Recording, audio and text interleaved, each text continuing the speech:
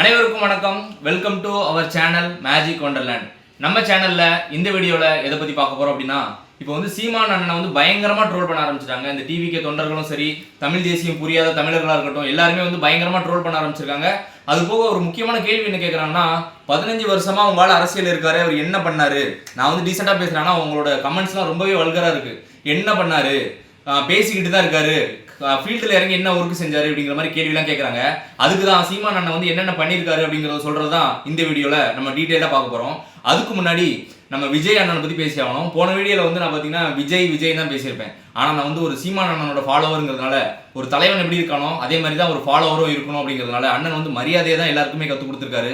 அதனால இனிமேல் நம்ம வந்து விஜய் அண்ணன் அப்படின்னு சொல்கிறது தான் ஒரு மரியாதையாக இருக்கும். இந்த மாதிரி ஒரு மரியாதையை சொல்லிக் கொடுக்குற ஒரே தலைவர் அண்ணன் சீமான் அப்படிங்கிறத இந்த இடத்துல நான் பதிவு பண்ணிக்கிறேன்.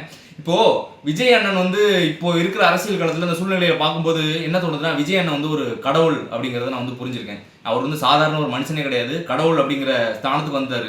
இதை ஏன் நான் அப்படி சொல்றேன்னா, ஒரு அரசியல் கள தலைவன், அவனுக்கு கொள்கை இருக்கோ, அவனோட பேக்ரவுண்ட் எப்படி, இதுக்கு முன்னாடி வந்து மக்களுக்கு என்ன பணியாற்றினா, ஒரு என்ன நல்லவனா, அவனோட என்ன பண்ணியிருக்கான், எதுவுமே இல்லாம கண்மூடித்தனமா என் தலைவன் வந்துட்டாருப்பா, அவருக்கு நாங்கள் சப்போர்ட் பண்ணுவோம், ஓட்டு போடுவோம், அவர் என்ன செஞ்சாலும் பரவாயில்ல, என்ன கொள்கையை கொண்டு வந்தாலும் பரவாயில்ல, தன்னோட கட்சியில வந்து பெரியாரை வந்து கொள்கை தலைவராக வச்சிருக்காரு. அவர் பெரியார் வந்து தமிழ் மொழியை வந்து அவ்வளோ கேவலமா பேசியிருக்காரு அப்படிங்கிறத அண்ணன் சீமானு சொல்லிட்டாங்க. நான் படிச்சு பார்த்ததுல தெளிவாக தெரிஞ்சிச்சு. ஆனாலும் தமிழ்ல எத்தனையோ தலைவர்கள் இருக்கும்போது கொள்கை தலைவரா பெரியாரை செலக்ட் பண்ணியிருக்காரு. அது மட்டும் இல்லாம தமிழ் தேசியமும் திராவிடமும் தனது இரு கண்கள் அப்படின்னு சொல்லியிருக்காரு. தமிழ்நாட்டில் கட்சி தொடங்கின ஒரு ஆளு திராவிடத்தை எதுக்கு தன்னுடைய இரு கண்கள் அப்படின்னு சொல்லணும். திராவிட கட்சிகளை எதிர்க்கிற அவரு திராவிட கொள்கையை தன்னோட கட்சியிலேயே வச்சிருக்கிறது எதிர்க்கு அப்படின்னு சொல்லி யாராவது கேள்வி கேட்டாங்களா? என்ன கொள்கையோ என்ன கோட்பாடோ, விஜய் அண்ணா வந்துட்டார், விஜய் அண்ணா தான் எங்களுக்கு எல்லாம் அப்படின்னு சொல்றது யாருன்னா கடவுளை தான் குறிக்கிறது.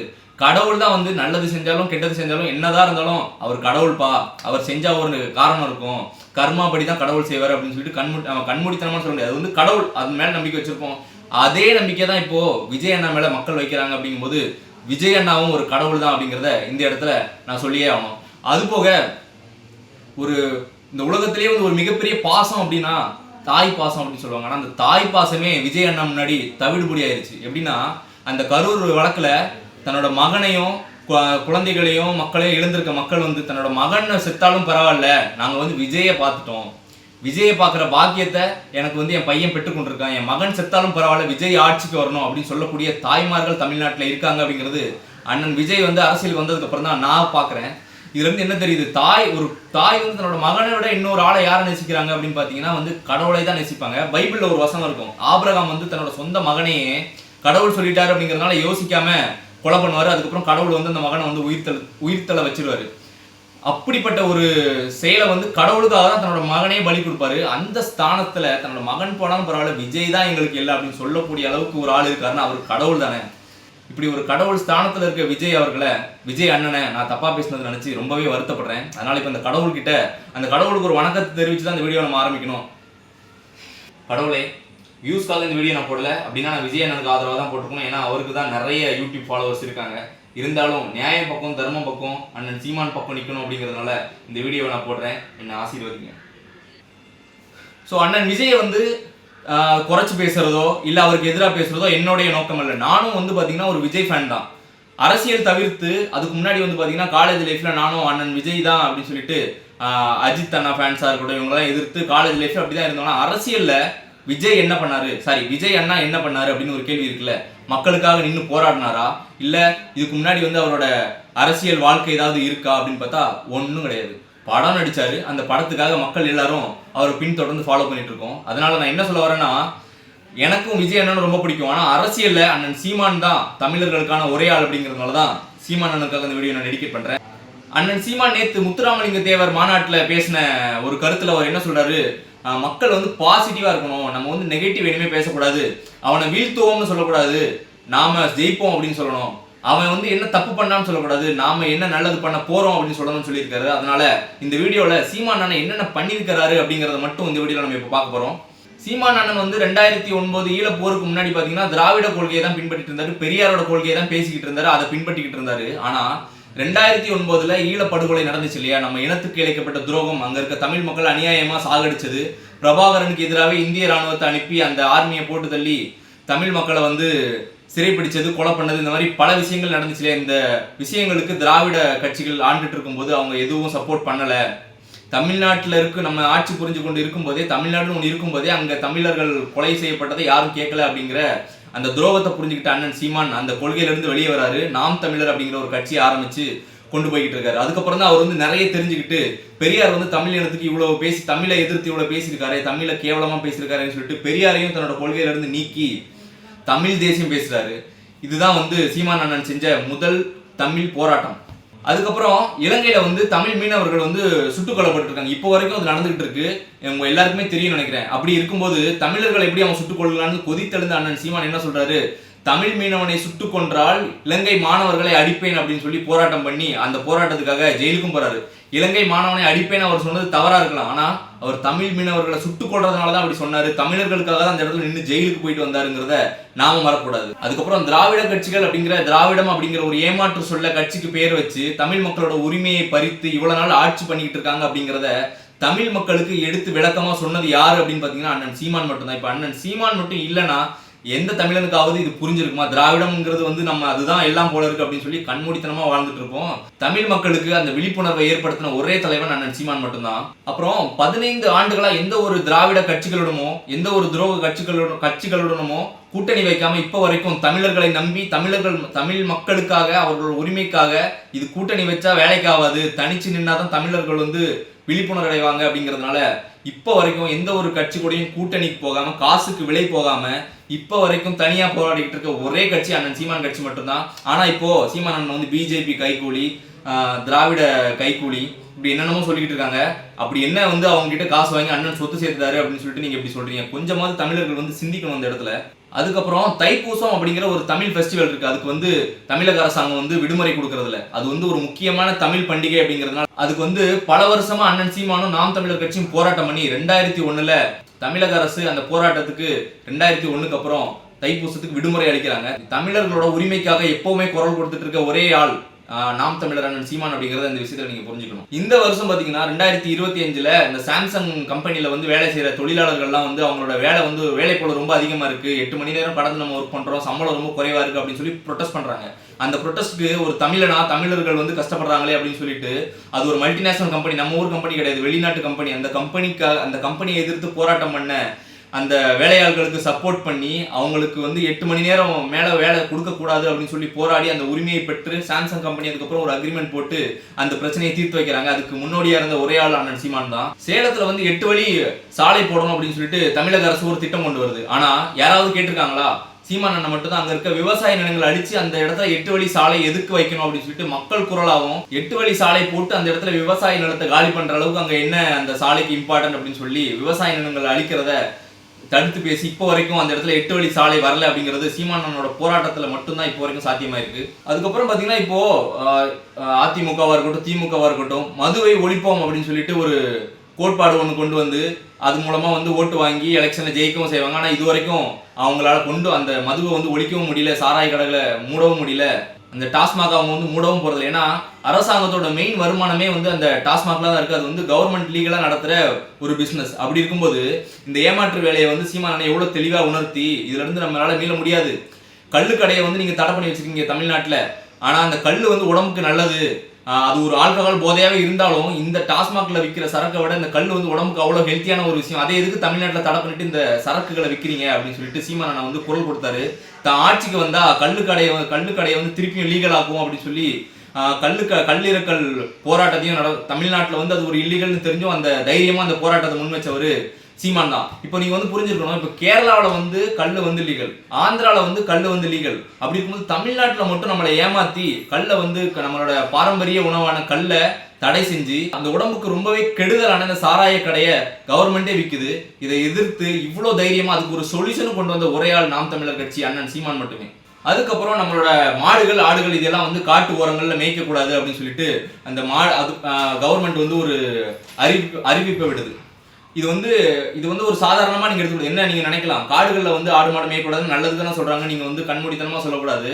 அந்த மாதிரி மேய விடலைன்னா என்ன ஆகும்? அந்த மாடு ஆடுகள் வளர்க்குறவங்க நம்பிக்கை இழந்து அவங்க வளர்க்குறது ரொம்ப கஷ்டமா போயிடும். அதுக்கப்புறம் ஆடு மாடெல்லாம் நம்மளால வளர்க்க முடியாது. கறியும் வெளிநாட்டுல இருந்து பாலா இருக்கட்டும், அப்புறம் இறைச்சியா இருக்கட்டும் எல்லாமே வந்து நம்ம இம்போர்ட் பண்ற நிலைமைக்கு நம்ம தள்ளப்பட்டுருவோம். அதை எதிர்த்து கேள்வி கேட்டு மாடுகளின் மாநாடு நடத்தி அரசாங்கத்துக்கு எதிராக காட்டுக்குள்ள வந்து மாடு மேய்ச்சி போராட்டம் நடத்தின ஒரே தலைவர் நாம் தமிழர் கட்சி அண்ணன் சீமான் மட்டுமே. அப்புறம் வேடந்தாங்கல்ல சன் பார்மசி அப்படின்னு சொல்லிட்டு ஒரு இண்டஸ்ட்ரி இருக்கு. அது வந்து ஒரு மருந்து இண்டஸ்ட்ரி. அந்த இண்டஸ்ட்ரி வந்து தங்களோட இண்டஸ்ட்ரி வந்து விரிவாக்கம் பண்ணணும். அது விரிவாக்கம் பண்ணணும்னா என்ன நடக்கும் அப்படின்னு பாத்தீங்கன்னா, வேடந்தாங்கல் வந்து ஒரு பறவைகள் சரணாலயம் அப்படின்னு எல்லாமே தெரியும். மிகப்பெரிய பறவைகள் சரணாலயம் தமிழ்நாட்டுல. அதை விரிவாக்கம் பண்ணி அந்த இடத்த வந்து அழிக்கிறதுக்கு இருந்தாங்க. நிறைய விவசாய நிலமும் இருக்கு. அதை எதிர்த்து விவசாயிகளுக்கு ஆதரவா நின்று அந்த பிளான கவர்மெண்ட்டை தடை பண்ண வச்சாரு. கேஸ் போட்டு சீமான் மட்டுமே. முடிஞ்சா நெட்ல போய் ரிசர்ச் பண்ணி பாருங்க. தமிழ்நாட்டில் இருக்க கோயில்களில் வந்து சான்ஸ்கிரிட்ல தான் மந்திரம் ஓதுவாங்க அப்படிங்கிறது நம்ம எல்லாருக்குமே தெரியும். ஆனால் நம்ம யாருக்குமே எதுக்கு அப்படி ஓதுறாங்க, தமிழ்லேயே இது இருந்திருக்கலாமே, ஒண்ணுமே புரியாம நம்ம கோயிலில் போயிட்டு அர்ச்சனை பண்ணிட்டு வரோம், வேண்டிட்டு வரோம் அப்படிங்கிற மாதிரி யாராவது யோசிச்சிருப்பீங்களா? இது வந்து தமிழர்களுக்கு ஒரு விழிப்புணர்வு ஏற்படுத்தினது நம்ம அண்ணன் சீமான் மட்டும்தான். அதுக்காக போராடி அதில் ஜெயிச்சு இப்போ பல கோவில்களில் தமிழ்ல வந்து மந்திரங்கள் ஓதுறதுக்கு ஒரே காரணமா இருக்கிறது அண்ணன் சீமான் மட்டும் தான். யாராவது தமிழர்கள் வந்து இப்படி சிந்திச்சிருப்பீங்களா? நம்மள வந்து சான்ஸ்கிரிட்ல எதுக்கு வந்து கோயில்ல மந்திரம் பண்ணணும்னு சொல்லி யோசிச்சிருப்பீங்களா? இந்த விழிப்புணர்வு கொண்டதும் அண்ணன் சீமான் மட்டும் தான். 2014 மதுரையில வந்து டங்ஸ்டன் தொழிற்சாலை வரக்கூடாது அப்படிங்கிறத மதுரை மக்களோட சேர்ந்து ப்ரொட்டஸ்ட் பண்ணி அந்த பிளானையே காலி பண்ண வச்சாரு அண்ணன் சீமான். இந்த மாதிரி பல இண்டஸ்ட்ரிகள் வந்து தமிழ்நாட்டை வந்து ஒரு தொழிற்கூடமா மாத்தி தமிழ்நாட்டோட இயற்கை வளங்கள் எல்லாத்தையுமே சுரண்டி தமிழ்நாட்டை வந்து வாழ்றதுக்கு தகுதி இல்லாத ஒரு அபாயகரமான நிலைமை மாத்திர பல திட்டங்களை எதிர்த்து அண்ணன் சீமான் போராடி அதை தடை பண்ண வச்சிருக்காரு. இதுலயே நீங்க புரிஞ்சுக்கணும் எந்த அளவுக்கு வந்து தமிழ்நாட்டையும் தமிழ் மக்களையும் தமிழர்களோட இயற்கை வளங்களையும் அண்ணன் சீமான் நேசிக்கிறாரு அப்படிங்கிறதுக்கு இது ஒரு முக்கிய உதாரணம். இந்த மாதிரி பல ப்ரொட்டஸ்ட் இருந்திருக்கு, வேணும்னா கூகுள் பண்ணி பாருங்க. அதே மாதிரி பரந்தூர்ல ஏர்போர்ட் அப்படின்னு சொல்லிட்டு ஒரு திட்டம் கொண்டு வராங்க. அதுக்கும் வந்து பல இயற்கை விவசாய நிலங்களை வந்து அழிச்சுதான் அந்த விமான நிலையத்தை ஏற்படுத்தணும் அப்படின்னு சொல்லிட்டு கவர்மெண்ட் வந்து திட்டம் கொண்டு வருது. அந்த திட்டத்தை 2022 இருந்து எதிர்த்து இப்போ வரைக்கும் அது வரவே கூடாத அளவுக்கு வழி பண்ணி வச்சிருக்கிறது அண்ணன் சீமான் தான். அவர் குரல் கொடுத்ததுனாலதான் என்னடா பண்றதுன்னு தெரியாம இப்போ வரைக்கும் அந்த இடத்துல விமான நிலையம் வரல. இதுக்கு வந்து இப்போ டிவிகேவும் விஜயும் வந்து ஒரு இடத்துல நின்று ப்ரொடெஸ்ட் பண்ணியிருப்பாரு. அந்த ப்ரொடெஸ்ட் வந்து எந்த அளவுக்கு அவரு ஒரு போல்டா பேசியிருக்காரு அப்படிங்கிறத நீங்களே வந்து கூகுள்ல பாத்துக்குங்க. பல வருஷமா குரல் கொடுத்த அண்ணன் சீமான் எங்க கடமைக்கு ஒரு இடத்துல வந்து நின்றுட்டு அதுக்கு எதிர்த்து 2 வார்த்தை பேசிட்டு வெயில் தாங்க முடியாம வீட்டுக்கு போன விஜய் எங்க. அதுக்கப்புறம் ஸ்டெர்லைட் ப்ரொட்டஸ்ட் நம்ம எல்லாருக்குமே தெரியும். ஸ்டெர்லைட் அப்படிங்கிற ஒரு தொழிற்சாலை வந்து காப்பர் எடுக்கிறதுக்கு வந்துச்சு நம்ம ஊர்ல வந்து. அதுக்கு வந்து கவர்மெண்ட் அப்ரூவ் கொடுத்த ஒரு இதுக்கு தமிழ் மக்கள் எல்லாருமே ப்ரொட்டஸ்ட் பண்ணாங்க. நீங்க கூகுள் பண்ணி பாத்தீங்கன்னா அண்ணன் சீமான் அந்த இடத்துல மக்களோட நின்று ப்ரொட்டஸ்ட் பண்ணி ஸ்டெர்லைட்டை எதிர்ப்போம்னு சொல்லி போராடின வீடியோலாம் நிறைய இருக்கும். அதெல்லாம் பாருங்க. மக்களோட நின்று ப்ரொட்டஸ்ட் பண்ணிட்டு இருந்தாரு. அப்படி இருக்கும்போது அந்த இடத்த வந்து மக்களோட நின்று ப்ரொட்டஸ்ட் பண்ணாரு. இப்போ வந்து ஸ்டெர்லைட் ஆலை வந்து அந்த இடத்துல வரல. இது வந்து ஒரு மக்களோட போராட்டம். அந்த போராட்டத்துல மக்களோட நின்று போராடின ஒரே ஆள் வந்து நாம் தமிழர் கட்சி அண்ணன் சீமான் மட்டும் தான். நீங்க வந்து கூகுள் பண்ணி பாத்தீங்கன்னா அந்த போராட்ட வீடியோங்கள் வந்து போயிருக்கும். ஆனா வந்து அது 13 தமிழர்களை வந்து அந்த போராட்டத்துக்காக சுட்டு கொண்டு, அது ஒரு துரோகம் தான், சுட்டு கொண்டு அதுக்கப்புறம் தான் அந்த ஆலையை மூடுனாங்க. இதை பத்தி நீங்க என்ன கருத்து தெரிவிக்கிறீங்கிறத கமெண்ட்ல சொல்லுங்க. அதுக்கப்புறம் சென்னை மெரினா கடற்கரையில வந்து கலைஞருக்கு பேனா சிலை வைக்கணும் அப்படின்னு சொல்லிட்டு ஒரு திட்டத்தை கொண்டு வந்தாங்க. இந்த திட்டத்தை வந்து என்ன சொல்றதுன்னு தெரியல. கலைஞருக்கு மெரினா கடற்கரையில அவ்வளவு பெரிய பேனா வைக்கணும்னு என்ன அவசியம் அப்படின்னு மட்டும் அவர் கேட்கல. அந்த இடத்துல மெரினா கடற்கரைக்குள்ள பல கிலோமீட்டருக்கு உள்ள அந்த சிலையை வச்சு அதுக்குள்ள இருக்க பவளப்பாறைகளையும் கடல் ஆதாரங்களையும் அழிச்சுதான் நீங்க அந்த பேனா சிலையை வைக்கிறீங்க. அந்த அளவுக்கு அதுல என்ன அவசியம் இருக்கு, எதற்காக வைக்கணும் அப்படின்னு சொல்லிட்டு எதிர்த்து தைரியமா தமிழ்நாட்டு அரசு ஆட்சியில் இருக்கும் போதே கேட்டு இப்போ வரைக்கும் அந்த பேனா சிலை வராம அந்த இடத்துல தடுக்கிற ஒரே தைரியம் அண்ணன் சீமானுக்கு மட்டும் தான் இருக்கு. இதை வந்து தமிழ் மக்கள் யாருமே கேள்வி கேட்டிருக்க மாட்டீங்க. சீமான் அவர்கள் மட்டும்தான் கேள்வி கேட்டு தடுத்திருக்காரு அப்படிங்கிறத இந்த இடத்துல நீங்க புரிஞ்சுக்கணும். தமிழ்நாட்டுல மட்டுமே வந்து 10,000 பனை விதைகளை வந்து நாம் தமிழர் கட்சி விதைச்சிருக்கு. இதுக்கு அண்ணன் சீமானோட இயற்கை பற்று தான் வந்து காரணம். பனைமரம் வந்து ரொம்ப முக்கியம். பனையும் பனை சார்ந்த தொழிலும் தான் தமிழர்களோட மிகப்பெரிய தொழில் அப்படிங்கிறத தமிழ்நாட்டு மக்களுக்கு புரிய வச்சுக்கிட்டு இருந்தாரு. இப்போ அதை முன்னிட்டு அரசாங்கத்துல அவங்களே வந்து 2 லட்சம் பனை விதைகளை விதைக்கிறதுக்கு ஒரு திட்டத்தை கொண்டு வந்திருக்காங்க. இதுக்கு முன்னோடி யாருன்னு பார்த்தீங்கன்னா அண்ணன் சீமான் தான். இந்த மாதிரி அண்ணன் சீமான் வந்து ஒரு விஷயத்தையும் தமிழர்களோட உரிமைன்னு சொல்லி கேள்வி கேட்கறதா இப்போ திட்டங்களா வந்துகிட்டு இருக்கு அப்படிங்கிறத இந்த இடத்துல வந்து ஒரு தமிழ்நாட்டு மக்கள் வந்து புரிஞ்சுக்கணும். மரங்களின் மாநாடு அப்படின்னு சொல்லிட்டு அண்ணன் நடத்தும் போதெல்லாம் மரத்தை கட்டி பிடிக்கிறாருன்னு சொல்லி அதை ட்ரோல் பண்றீங்க. இதெல்லாம் வந்து எந்த விதத்துல ஒரு தமிழர் உணர்வு அப்படின்னு தெரியல. தமிழர்களுக்காக பேசுற ஒரு மக்களை வந்து ட்ரோல் பண்றீங்களே, இதுல என்ன நியாயம் இருக்கு? இப்போ ரீசெண்டா நடந்துச்சு, தூய்மை பணியாளர்கள் வந்து அவங்களோட தொழிலை வந்து பிரைவேட்டுக்கு வந்து கவர்மெண்ட் வந்து கொடுத்துருச்சு. அதை எதிர்த்து மக்கள் போராடும் போது அதுக்கு ஒரு வார்த்தை கூட கவர்மெண்ட் கேட்கல, எந்த கட்சியுமே கேட்கல. அண்ணன் சீமான் தான் மக்களுக்கு ஆதரவு நின்று அவங்களுக்கு வந்து அதை கவர்மெண்ட் தொழிலை மாற்றணும், தூய்மை பணியாளர்கள் வந்து எவ்வளவு முக்கியம், அவங்களை எதுக்கு இழிவா பாக்குறீங்க அப்படின்னு சொல்லிட்டு குரல் கொடுத்த, மக்களோட நின்று குரல் கொடுத்த ஒரே ஆள் அண்ணன் சீமான் தான். அனகாபுத்தூர்ல காலம் காலமா வாழ்ந்த பூர்வக்குடி மக்களை வந்து அது வந்து புறம்போக்கு நிலம் பட்டா கொடுக்காம கவர்மெண்ட் வந்து அவங்க எல்லாரையும் வந்து இடத்த காலி பண்ண சொல்லி அந்த மக்கள்லாம் அழும்போது அந்த மக்கள் சார்பா நின்று குரல் கொடுத்த ஒரே ஆள் அண்ணன் சீமான் மட்டும்தான். இதுல இருந்து நீங்க புரிஞ்சுக்கணும், மக்களுக்காக அவர் எந்த அளவுக்கு நிக்கிறாரு, கிரவுண்ட் லெவல்ல இறங்கி போராட்டம் பண்ற இது மாதிரி ஒரு தலைவரை நீங்க தமிழ்நாட்டுல காட்ட முடியுமா? விஜயை காட்டுவீங்களா? மக்களுக்காக மக்கள் கூடவே நின்று போராடுகிற ஒரே தமிழன் அண்ணன் சீமான் மட்டுமே. அப்புறம் அனகாபுத்தூர்ல பூர்வக்குடி மக்களா வாழ்ந்துகிட்டு இருந்த மக்களை நீங்க எல்லாம் இருக்கிறது வந்து புறம்போக்கு நிலம் அப்படின்னு சொல்லிட்டு அங்க இருக்கவங்களை வந்து காலி பண்ண சொன்ன கவர்மெண்ட்டை எதிர்த்து மக்களுக்காக போராடின ஒரே தலைவர் அண்ணன் சீமான் தான். அப்புறம் தமிழ்நாட்டு அரசு, இந்த திராவிட அரசு வந்து முத்துராமலிங்க தேவர் இருக்கார் இல்லையா, அதுல அந்த எண்டுல தேவர் அப்படிங்கிற பேர் வந்து ஒரு ஜாதி பேரு, அதனால சாலைகளுக்கு அவர் பேரை வைக்கிறதா இருக்கட்டும், இல்ல ஒரு தெருவுக்கு அவர் பேரை வைக்கிறதா இருக்கட்டும், இல்ல ஒரு பில்டிங்க்கு, முக்கியமான ஒரு பில்டிங்க்கு அவரோட பேரை வைக்கிறதா இருக்கட்டும், எல்லா இடத்துலயும் அந்த தேவருங்கிற சாதி சொல்லனை வந்து நீக்கணும், தமிழ்நாட்டுல வந்து ஜாதி அப்படிங்கிற ஒரு இதுவே இருக்கக்கூடாது, நாங்க தான் வந்து ஜாதியை ஒழிக்கிறதுக்கு அப்படின்னு சொல்லி பேசுற இந்த திராவிட அரசாங்கம் இப்போ பாத்தீங்கன்னா கோயம்புத்தூர்ல ஜிடி நாயுடு அப்படின்னு சொல்லிட்டு ஒரு சாலைக்கு பேர் வைக்கிறாங்க. இதை எதிர்த்து கேள்வி கேட்ட ஒரே ஆளு அண்ணன் சீமான் மட்டும்தான். அதுக்கப்புறம் தான் தமிழ் மக்களா இருக்கிற நம்ம எல்லாருக்குமே வந்து ஆமா இல்ல, நாயுடு அப்படிங்கிறது வந்து ஒரு ஜாதி பேர் தான், அதுவும் இல்லாம வேற மாநில தேவருங்கிறதாவது தமிழ்நாட்டில் இருக்கக்கூடிய ஒரு ஜாதி பேரு, ஆனா நாயுடு அப்படிங்கிறது வேற மொழியில இருக்க ஜாதி பேரு, அதை போய் கொண்டு வராங்களே, அப்ப இவங்க வந்து எப்படி திராவிட கட்சி வந்து ஜாதியை எதிர்க்குது அப்படின்னு சொல்றது எல்லாமே வந்து கட்டுக்கதை தானே. தமிழர்களை வந்து ஏமாத்தி அவங்களோட வரலாறை வந்து தமிழ்நாட்டில் விதைக்க பாக்குறாங்கல்ல அப்படிங்கிற ஒரு எண்ணத்தை உருவாக்குனவர் அண்ணன் சீமான் தானே. அதுக்கப்புறம் தான் இப்போ வந்து அந்த பேர் வைக்கலாமா இல்லையான்னு சொல்லி கவர்மெண்ட்டே இப்போ வந்து குழம்பிக்கிட்டு இருக்கு. அதுக்கப்புறம் தமிழ்நாட்டில் வந்து எத்தனையோ வீரர்கள் இருந்தோம், எத்தனையோ விடுதலை போராட்ட வீரர்கள் இருந்தோம், எத்தனையோ வீர சிறப்பு மிக்க மன்னர்கள் இருந்தோம். தமிழ்நாட்டோட அரசியல்ல அவங்களோட புகழ் எல்லாத்தையும் மறைச்சு வட மாநிலத்துல போராடின விடுதலை போராட்ட வீரர்கள் தான் பெரிய ஆளுங்க. பெரியார் தான் பெண்ணிய விடுதலைக்கு போராடினாரு, அவர் தான் ஜாதி மதத்தை பத்தி எதிர்த்தாரு அப்படின்னு சொல்லிட்டு தமிழர்கள் வரலாறை அழிச்சு இவங்க யாரை நினைக்கிறாங்களோ அவங்கள கொண்டு அவங்களோட வரலாறையே தமிழ்நாட்டில் விதைக்கிற இந்த திராவிட கும்பலை எதிர்த்து அவங்க வந்து இப்படிதான் பண்றாங்க அப்படின்னு சொல்லிட்டு தமிழ்நாட்டு மக்களுக்கு ஒரு விழிப்புணர்வை கொண்டு வந்தது அண்ணன் சீமான் மட்டும் தான். இது எல்லாமே போகட்டும், ஆனா ஒரு தமிழன் வந்து எவ்வளவு வீரமா இருக்கணும், எந்த அளவுக்கு அவன் ஒரு டிசிப்ளின்டா இருக்கணும், ஒரு அரசியல் கூட்டம்னா எப்படி நடக்கணும், எப்படி ஒரு தமிழன் வந்து பேசணும், உணர்வோட இருக்கணும் அப்படின்னு சொல்லிட்டு மக்களை பண்படுத்துற ஒரு ஆளும் அண்ணன் சீமான் தான். அவர் வந்து ஒரு ஆசிரியரா தான் நம்ம எல்லாருக்குமே இருந்துட்டு இருக்காரு. ஆனா அவரை போய் நம்ம வந்து ட்ரோல் பண்ணிக்கிட்டு இருக்கோம், அவரை வந்து கிண்டல் பண்றது, விஜய்க்கு சப்போர்ட் பண்றேங்கிற பேர்ல அண்ணன் சீமான்லாம் ஒரு ஆளே இல்லைன்னு பேசுறதுலாம் எந்த விதத்துல ஒரு நியாயம்? இது வந்து நமக்கு நாமளே வந்து செஞ்சுக்கிற எப்படி சொல்றது, நமக்கு நாமளே செஞ்சுக்கிற ஒரு துரோகம் அப்படின்னு தான் நான் சொல்றேன்.